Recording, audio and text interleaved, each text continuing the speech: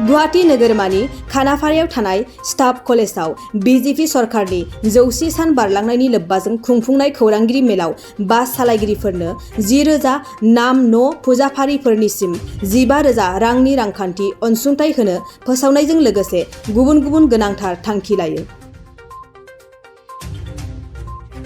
बाक्सा जिल्लानि तामुलपुर महकुमानि सिङाव थानाय किन्दखर ओनसोलाव तामुलपुर पुलिसा सिग्रोमनाय हाबाफारि लानायनि गेजेरजों गोबां बिबांनि ड्राग्सजों लोगोसे 3 सुबुंफोरखौ हमनो हायो।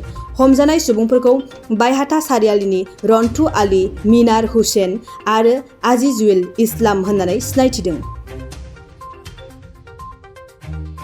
बाक्सा जिल्लानि तामुलपुर महकुमानि सिङाव थानाय दंगरगाव गामिनि सासे सुबुङा मोनाबिलि समाव मोसौ लायनो थांनाय समाव हाग्रानि मैदेरा हरखाबै गाग्लोबनायनि जाउनाव गोब्राब जोखोम जायो।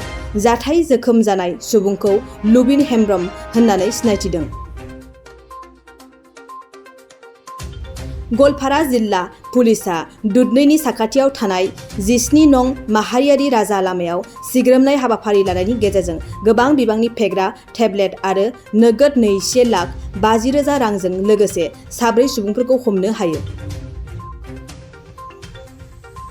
बाक्सा जिल्लानि सिङाव थानाय मानास माहारियारि पार्कनि बाथाबारि रेन्जनि ननके खरेबारि ओनसोलाव 2 हाग्रानि मैदेरनि जिउ गोमादों।